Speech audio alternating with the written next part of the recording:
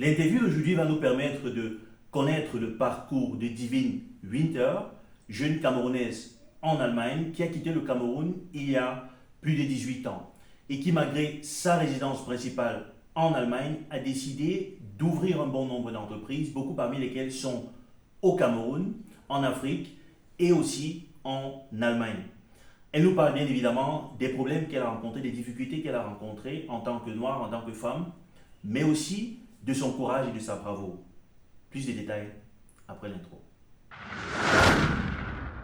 Salut Divine. Salut Alain. Merci d'avoir accepté de te prêter à l'exercice de cette interview. Peut-être pour commencer déjà, tu te présentes auprès de nos internautes pour dire grosso modo qui tu es, ce que tu fais. Alors, bonjour tout le monde, je m'appelle Divine Isabelle Winter. Je suis maman de 3 enfants, ingénieure en génie civil, en génie électrique en Allemagne et parallèlement entrepreneur au Cameroun. J'ai quitté le Cameroun, ça fait plus de 18 ans aujourd'hui, j'étais assez jeune. J'ai fait mes études en Allemagne et du coup, après la fin de mes études, j'ai intégré le monde du boulot. Ça fait aussi pas mal d'années, une dizaine d'années déjà. Et voilà, durant mon parcours universitaire, j'ai eu, je peux dire, cette flamme en moi D'entreprendre. pas seulement d'entreprendre, mais de essayer de redonner ce savoir que j'ai acquis Ouais. en Afrique. Ouais. Ce qui me pousse à entreprendre, à me lancer dans des projets. Et voilà, jusqu'où nous en sommes aujourd'hui. Ouais. Ah, super. Là, le parcours est déjà, je comprends maintenant la transition vers l'entrepreneuriat. C'est-à-dire que c'est déjà en un premier temps le fait de vouloir redonner quelque chose, en fait. Exactement. D'accord. Super. Donc, ça fait 18 ans que tu as quitté le. Plus de 18 ans. Plus de 18 ans que tu as quitté l'Afrique. Oui. Mais quand tu as quitté l'Afrique, ton premier retour, c'était après combien d'années, par exemple? Bon, disons que durant ma vie estudiantine, j'allais de temps à autre en vacances au Cameroun. Ok, d'accord. Et c'est justement pendant ces multiples voyages pour les vacances que je regardais, j'observais le Cameroun étant quelqu'un qui ne vit plus au Cameroun. J'observais le Cameroun d'un autre œil et je détectais, disons, les potentiels projets. Et puis, bon, du coup, ça animait cette flamme en moi d'essayer de venir résoudre des problèmes. C'est un point très important, ça, parce que la plupart des personnes, quand elles arrivent, on étudie, il ou elle, on étudie 6 ans, 7 ans, et peut-être après 7 ans qu'on va au Cameroun, ou en Afrique, ou au pays. Et après 7 ans, l'écart est tellement violent que on est presque dépaysé. Et puis du coup, on se dit non. Mais toi, pendant les études, moi j'y allais régulièrement. Ce qui faisait que tu étais coup, plutôt, tu observais plutôt les potentiels. Exactement. Et voilà, le domaine dans lequel je fais même au Cameroun, dans le génie électrique, voilà, l'électricité au Cameroun, la pénurie d'électricité au Cameroun, en Afrique, n'est pas, c'est connu partout. Et du coup, à chaque fois que je vais en vacances au Cameroun, que je sois toujours confrontée au problème d'électricité, anime en moi cette flamme d'apporter enfin une solution. Ouais, je comprends. Et donc tu arrives en Allemagne, tu vas étudier. Et après, tu travailles dans le domaine de l'électricité, c'est ça? Oui, je finis mes études en 2012, ça fait 11 ans aujourd'hui. Ouais. Et j'intègre directement le monde du travail dans le domaine du génie électrique. J'obtiens un poste de responsabilité. J'étais dans la société où j'ai commencé. J'étais responsable d'un réseau électrique. Et du coup, ça m'a permis de mieux m'imprégner dans le domaine. Et aussi détecter les solutions aux potentiels problèmes ou bien aux problèmes courants qu'on a au Cameroun. Ça fait qu'avec le temps, tout ce temps que j'ai passé dans le domaine, j'ai mûri mes expériences et je sais comment affronter les difficultés qu'on a au Cameroun dans le domaine du génie électrique naturellement. Super. D'accord. Et juste une question en passant, quand tu compares à peu près le réseau électrique ici en Allemagne, en Europe en général, avec ce qu'on a au pays, tu vois vraiment qu'il y a une très très grande différence. Oui, D'accord. La différence est énorme parce que en Afrique, au Cameroun, on n'a pas cette notion de maintenance. Ouais. Et du coup, on a encore, au Cameroun, on a fait un réseau électrique qui a une soixantaine d'années, je dirais même. Ouais. Et qui peut-être n'a pas connu de maintenance depuis plusieurs années. Ouais. Et ça fait qu'on a de temps à autre ou bien très régulièrement des coupures d'électricité, tout juste parce que les composantes électriques qu'on a dans le réseau électrique se doivent d'être changées. Ah, super. En tout cas, le parcours est intéressant. Tu arrives, tu fais des études, tu lances du travail et pendant les études, tu détectais les potentialités. Ça, c'est quelque chose que vraiment c'est rare chez les jeunes personnes parce que, comme je dis, peut-être c'est l'envie de vouloir entreprendre, mais pour beaucoup de personnes, c'est le fait de n'avoir pas été régulièrement au pays pendant les études parce que c'est là qu'on a vraiment, on ne travaille pas de 9h, 17h tous les jours, donc on a vraiment le cerveau qui a la capacité vraiment de facilement repérer un bon nombre de choses. Je me souviens très bien en 2010 quand je finis avec mon bachelor dans le génie électrique aussi. À cette période, on avait en Allemagne cette traîne, c'est quoi en français? Le solaire était à la mode. On avait le solaire partout en Europe. Ouais. Et puis moi, je finissais les études en électrotechnique avec je fais compte. Spécialisation. Avec une spécialisation dans l'automatisme. Dans l'automatisme, oui. Donc du coup, je me dis, ok, j'aime bien l'automatisme, mais il y a un domaine qui est très actuel ici, où tout le monde veut se lancer. Et pourquoi ne pas transiter et ramener cela au Cameroun? C'est ça en fait qui me pousse à faire les études de master parce que au départ, après avoir fini mes études de bachelor, j'avais normalement l'idée d'aller travailler. Mais quand j'ai vu qu'il y avait ce gros potentiel, on avait le soleil partout, d'actualité en Europe. Je me suis dit, ok, moi je vais me former, je vais me spécialiser dans ce domaine pour justement aller résoudre le problème d'électricité qu'on a au Cameroun. Donc c'est ça qui me poussait à aller faire un master et toujours dans l'optique. Déjà pendant mes études de master, j'étais déjà en train de travailler sur mon projet solaire, sur la création de mon entreprise au Cameroun. Alors ça c'est super ce que tu viens de dire parce que en fait tu t'en vas chercher des connaissances pour un but précis. Exactement. Voilà, donc c'est pas que tu finis, tu fais ton bachelor, tu fais ton master, non, je suis pas tombée au hasard, je suis allée de façon objective. Faire ce master parce que je voulais aller au Cameroun entreprendre dans le domaine. Excellent, Et puis ça se voit, hein, peut-être, je ne veux pas te voler la vedette, peut-être tu peux déjà parler de ton entreprise, ce qu'elle fait en Afrique. Oui, au Cameroun, j'ai deux entreprises que je gère.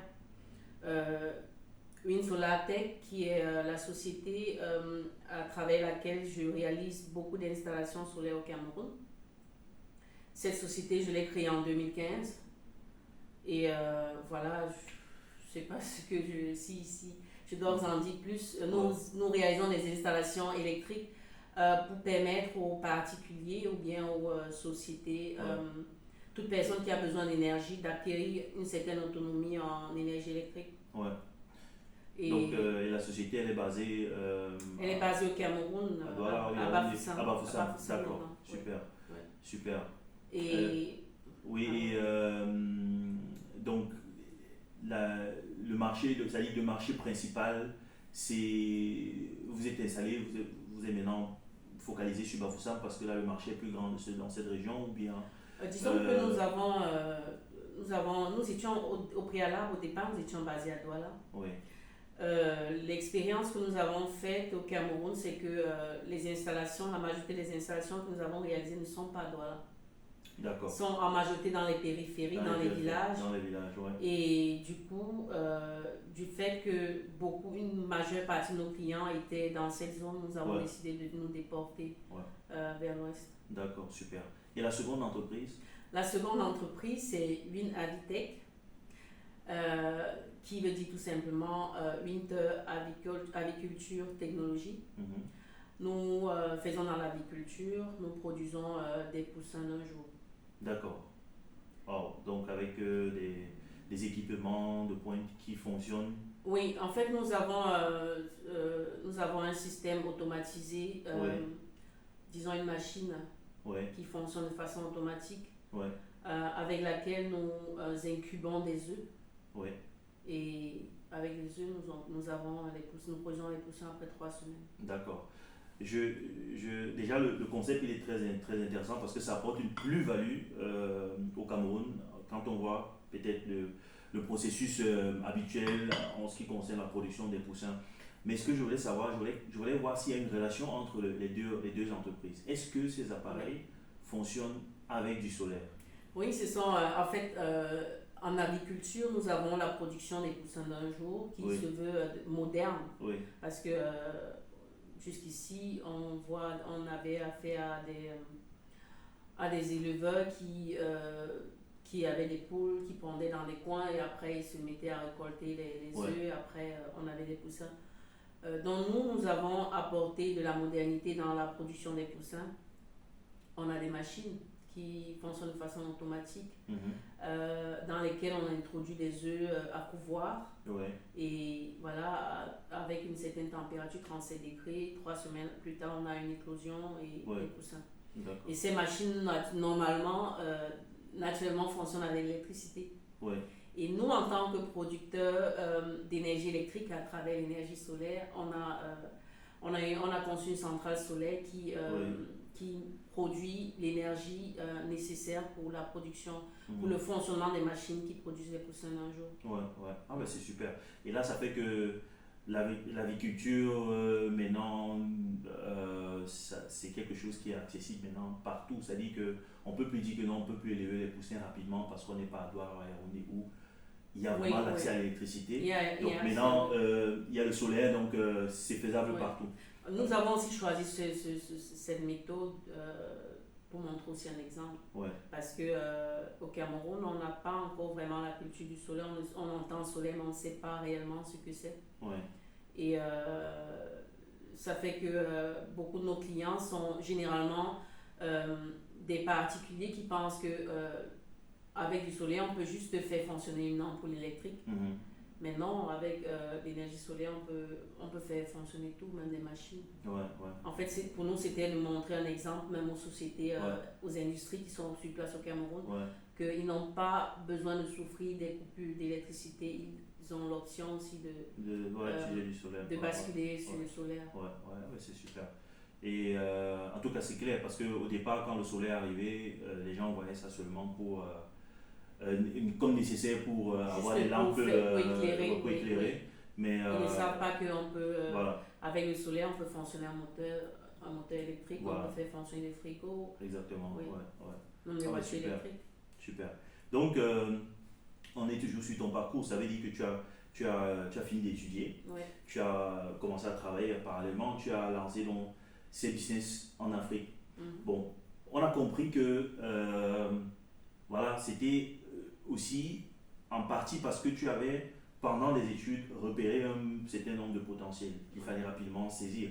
Donc il fallait, en tout cas le plus rapidement possible, en profiter. Mais est-ce que tes business aujourd'hui sont seulement en Afrique? Est-ce qu'aujourd'hui tu n'investis qu'en Afrique? Non. Moi je suis une entrepreneuse, donc du coup on dit qu'il ne faut pas mettre tous ses œufs dans un seul panier. Je vis en Europe. J'ai une famille en Europe, donc du coup j'essaie aussi de mettre mes marques, de poser mes marques en Europe.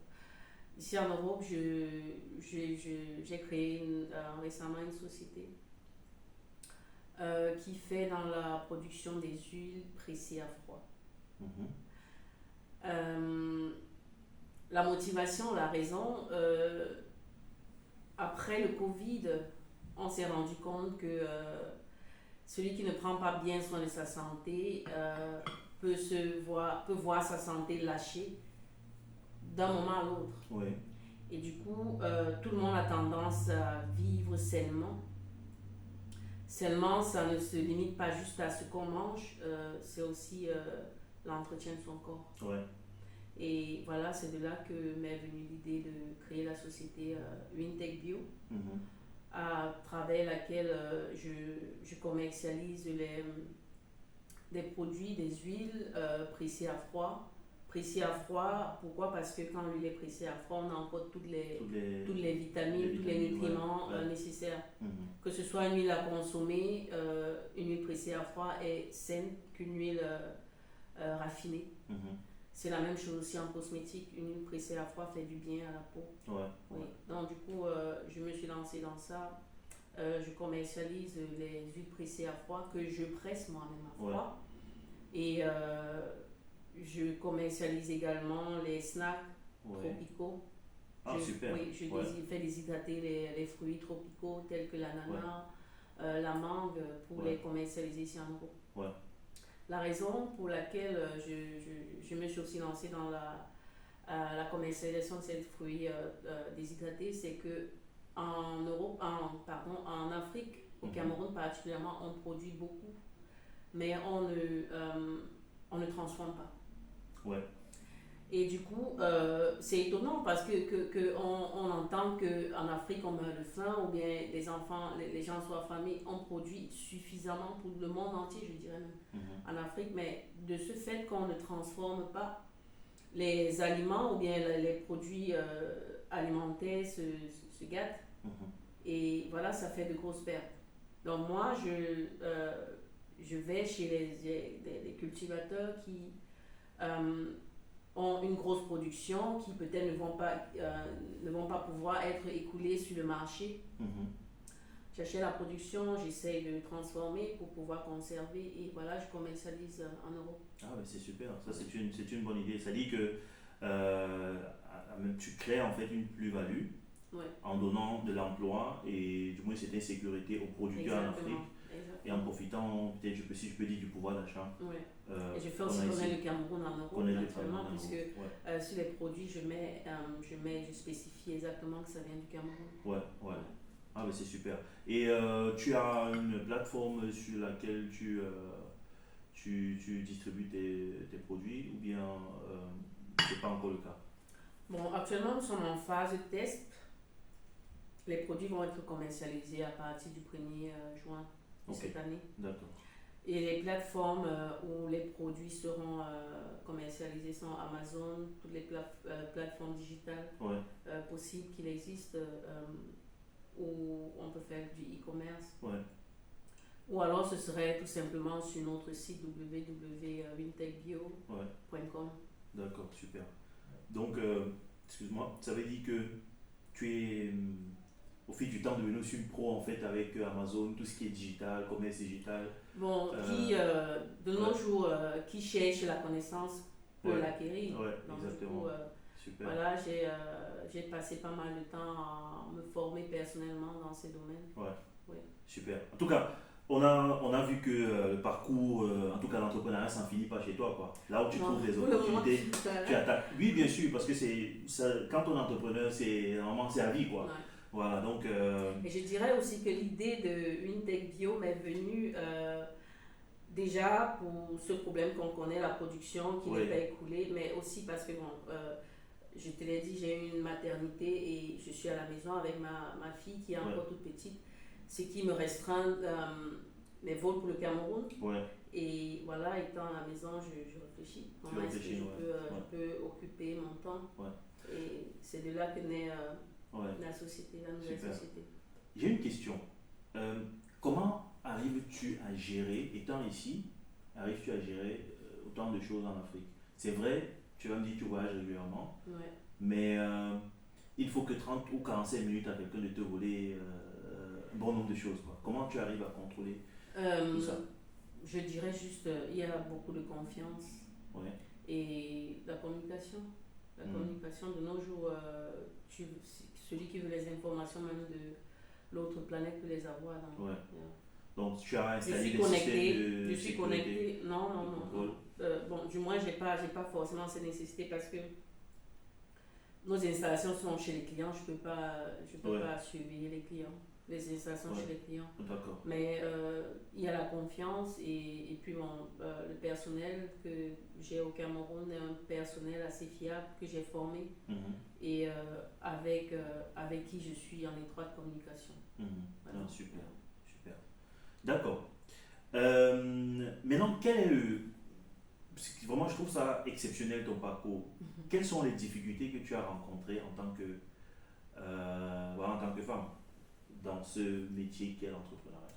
Bon, en tant que femme, ces difficultés, je les ai déjà depuis ma vie estudiantine parce que j'ai fait dans un domaine qui est typiquement masculin, si je peux le dire ainsi. Et ça fait que j'ai toujours été, depuis mes études, j'ai toujours été la seule femme partout où je me trouvais, même à mon lieu de service, je suis toujours la seule femme. Ouais. Et ça fait que depuis le bas âge, j'ai été confrontée à certaines difficultés qui pour moi ne sont plus, je n'appellerais plus difficultés, mais train-train quotidien tout simplement. Et voilà. Comme quoi par exemple J'ai des fois, au début, j'ai l'impression de ne pas être prise au sérieux. Ouais. Ou bien de ne pas être valorisée à ma juste valeur. Ouais. Et ça fait qu'au départ, j'avais tendance à donner plus qu'il n'en fallait pour pouvoir convaincre ou pour pouvoir prouver. Et c'est double casquette, parce qu'il y a peut-être, si on veut regarder justement le cas de l'Europe, le fait que tu sois peut-être une femme, mais aussi que tu sois noire. Voilà, c'est deux casquettes. Ça également. Je pense que ce sont des challenges qui peuvent être surmontés facilement quand on a la confiance en soi. Oui. Moi, je sais ce que je vaux et puis au début, il fallait que j'apporte, je montre mes preuves, que je fasse mes preuves. Mais avec le temps, l'expertise ne se cache pas. Donc, du coup, je n'ai plus trop de difficultés dans ce sens-là. Au Cameroun, par contre, où on a encore trop l'image de la femme comme celle-là qui est dans le foyer, comme celle-là qui ne peut pas aller sur le terrain. Parce que moi, pendant mes installations, je monte sur les toits pour réaliser des installations. Et du coup, au début, c'était pas mal de choc. Les gens avaient pas mal de choc de voir que, mais la PDG, et puis elle aussi, elle est sur le toit. Mais ils se sont fait avec. Et puis, ça apporte aussi une... motivation. Non, ça apporte aussi un plus dans la valorisation de nos réalisations, ou bien la valorisation de nos services. On ne me voit pas comme celle-là qui est juste assise à les talons et qui va diriger, donner les ordres de part et d'autre, mais je vais aussi sur le terrain. Super. Et en tout cas, je ne peux que te le dire encore multiples fois, c'est un parcours exceptionnel, déjà bravo pour ça. Quel est le conseil que tu peux donner à toutes les femmes qui aimeraient, qui vont, quand on te voit, je tiens à dire que c'est pas sur ma chaîne qu'on va te connaître, tu es déjà connu partout, mais pour toutes ces femmes qui te voient et qui disent j'aimerais vraiment être comme Divine, qu'est-ce que tu peux donner comme conseil avec toutes ces différentes difficultés que déjà une femme et une personne noire aussi peut rencontrer dans le monde entier? Le conseil que je peux donner, c'est juste que si tu as une idée, il ne faut pas trop réfléchir, essaie de la mûrir. Rassure-toi aussi que ce dans quoi tu le fais, que tu maîtrises. Parce que vite fait, tu te lances dans un projet que tu ne maîtrises pas ou tu n'as pas d'expertise, tu perds aussi en crédibilité devant les clients. Donc je pense aussi que cette image, je dirais positive que beaucoup de gens ont de moi, c'est de par aussi mes réalisations. C'est pas juste parce que on entend une femme, je suppose que je ne suis pas la seule femme. Le résultat est là. Voilà. Made in Germany et puis bon, les services sont qualitatifs. Je m'assure que ce soit qualitatif et puis bon voilà. Pour revenir au conseil, toutes les femmes qui veulent se lancer, moi je dirais, ou bien qui aspirent à être comme Divine, les idées, on en a plein dans les tiroirs, il faut sortir de sa zone de confort et puis se jeter à l'eau. Ce qui ne tente pas ne saura jamais. Non. Moi aussi, avec tous les projets, je n'ai cité que les projets que les gens connaissent, mais j'ai d'autres projets qui sont... où j'ai eu pas mal d'échecs. Donc on apprend et ce n'est qu'après les échecs qu'on on peut se relever et puis mieux faire le pas. Ouais. Ça c'est clair. Donc déjà, savoir vaincre la peur de l'échec. Voilà. Ouais. Super. Et maintenant, est-ce que tu penses que c'est facile aussi quand on est dans l'entrepreneuriat comme ça, avec tous les challenges que ça a, tous les défis qu'on a, c'est facile de gérer ça avec sa vie privée aussi, parce que déjà ça consomme en termes de temps, en termes d'énergie. Quelle est ta vision des choses à ce niveau-là? Il faut savoir que, en fait, l'expérience que j'ai même dans mon entourage, beaucoup d'entrepreneurs souffrent dans les relations. Parce que, il n'y a pas régulièrement cet équilibre. On se lance dans un projet, on est à fond dans le projet, on délaisse la famille, on délaisse toute autre chose autour. Donc je pense qu'en fait c'est à chacun de voir, c'est à chacun de faire la balance, savoir ce qui est de priorité. Moi par exemple, j'aime bien le business, je suis à fond dans le business, mais ma famille est aussi prioritaire. Donc j'essaie toujours à chaque fois de garder cet équilibre. Si j'ai des enfants au bas âge, par exemple, je restreins mes voyages pour le Cameroun parce qu'il fallait que j'accorde du temps aux enfants. Et puis, bon, j'essaie de gérer comme ça. Et voilà, dans les relations aussi, je pense que c'est aussi un gros coup de chance. Parce que le partenaire ne va pas forcément partager ta vision. Tu peux tomber, en tant que femme, tu peux tomber sur un partenaire qui voit la femme idéale, celle-là qui va rester à la maison. On va payer son tarot le dimanche. Exactement. Tout comme il y a d'autres partenaires qui, ils veulent aussi, ils sont dehors, ils sont tout feu, tout flamme, ils aimeraient une femme qui va peut-être les motiver. Donc je pense que tout dépend de la constellation qu'on a. Mais ce n'est pas, il faut déjà savoir, ce n'est pas évident parce que c'est entrer, c'est porter beaucoup de casquettes au même moment. C'est chausser différentes pointures au même moment parce que quand l'enfant a besoin de toi, il ne veut pas savoir s'il n'a pas de compréhension qu'il y a un projet qui brûle là au Cameroun où il y a peut-être des pertes financières qui sont en jeu. Donc du coup, c'est toujours trouver la balance. Exactement. Super. Ben, on a parlé de l'entrepreneuriat depuis, c'est bien, le parcours exceptionnel, mais il faut quand même un peu des moyens pour pouvoir mettre sur pied une activité et la mener à un niveau où ça commence à marcher seul. Comment est-ce que toi tu as pu gérer tout ça? Et dire, oui, on sait que tu travailles, mais toutes les autres femmes travaillent aussi. Comment arrives-tu à faire tout ça en si peu de temps? Parce que entre 2015 aujourd'hui, bon, ça va faire 7 ans, 8 ans, mais quand même, la croissance a été... Bon, c'est en fait chacun qui sait. Moi, je suis très objective. Quand j'ai un objectif, je le garde focalisé. Je garde toujours la priorité, les enfants, la famille, tout ça, mais je ne perds pas mes objectifs. Et du coup, comment j'ai pu...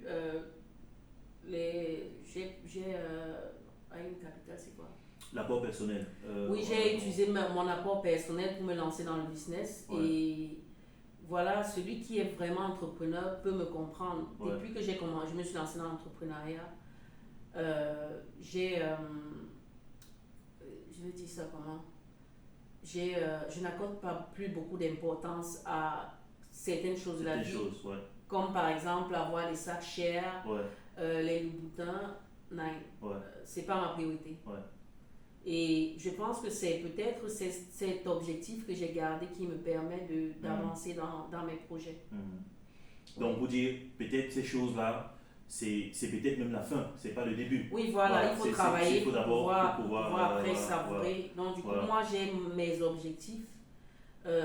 Quand j'utilise mon apport personnel pour lancer mon projet, il faut que ça ait des fruits. Et je le garde cet objectif pour pouvoir avoir des fruits. Super. Et maintenant, tu penses que, en tout cas, quand tu regardes ton parcours aujourd'hui, est-ce que tu es fier de ce que tu as réalisé?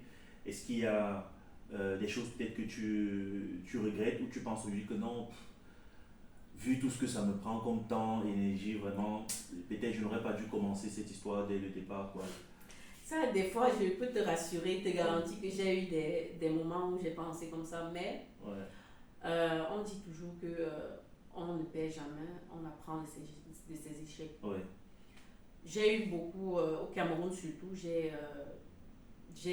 rencontré pas mal de difficultés où j'étais sur le point de me démotiver, d'arrêter. Mais voilà, j'ai toujours cette passion-là en moi qui fait en sorte que arrêter pour moi serait avoir tout perdu, ce serait échouer et je ne veux pas échouer. Yeah. Ouais. Non, super. Vraiment, le parcours est encourageant. J'espère que un bon nombre de nos téléspectateurs pourront tirer profit de cette interview, de ton parcours. J'espère que... et moi, j'ai toujours une question finale. Hein. Est-ce qu'aujourd'hui, tu te sens comme une femme, si je peux dire, une femme battante, une femme capable? Tu peux te définir sous ce label-là? Moi, je suis une femme battante. Faut pas, je ne veux pas être autant humble et le cacher. Oui, je me bats parce que mon quotidien, un jour à 24 heures, et mes 24 heures sont reparties vraiment de façon serrée. Donc, moi, je me bats, je ne dors pas sous mes lauriers, je me bats vraiment. Et c'est quelque chose que tu conseilles de toute façon à toutes les femmes? Oui, je conseille, mais il faut savoir aussi que c'est pas évident.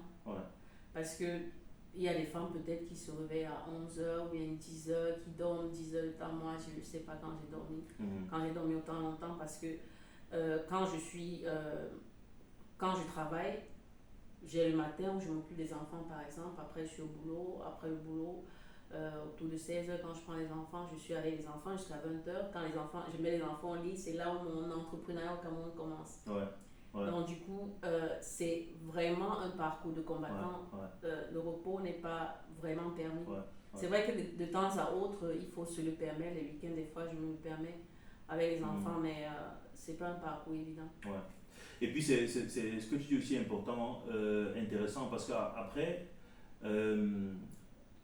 tu atteins aussi un niveau dans l'entrepreneuriat où c'est pas quelqu'un qui te dit qu'il faut faire ça, il faut que tu appelles ici pour te rassurer. Il faut, à un moment, c'est déjà dans le système, ça devient une routine. Donc, ce sont les débuts peut-être qui peuvent être compliqués. Mais après, quand tu vois la vie d'un entrepreneur, qui est déjà dans le système depuis un bout de temps, pour toi qui est à l'extérieur, tu vois que il a le fardeau sur sa tête, mais il est devenu en fait, c'est la normale pour lui, comme un sportif par exemple. Mais il faut aussi noter que la vie de l'entrepreneur a beaucoup de hauts et de bas. Parce que surtout au Cameroun, il y a beaucoup d'imprévus. Et en fait, il faut aimer ce que tu fais pour entreprendre au Cameroun. Parce que vite fait, tu peux même faire un AVC. Oui, tu peux baisser les bras, tu peux faire un AVC. Imagine-toi par exemple, tu te jettes dans l'élevage, tu investis beaucoup d'argent, après du jour au lendemain, étant ici en Europe, on t'appelle, on te dit que tous tes sujets sont décédés, sont morts. Tu fais dans l'élevage en Afrique aussi? Bon, non, pas dans l'agriculture. Au Cameroun, je produis juste. C'est vrai que j'ai fait un essai de chaîne complète. Peut-être je suis en train de réfléchir, prolonger toute la chaîne. Produire les poussins, les élever et voilà. Et vendre, d'accord. J'ai fait un premier essai et puis je suis en train de travailler sur le processus. Super, ça se voit que ça tourne à 200 à l'heure chez toi. En tout cas, vraiment, merci déjà, bravo, en tout cas, et beaucoup de courage pour la suite, bonne réussite. Merci encore pour cette interview. Merci.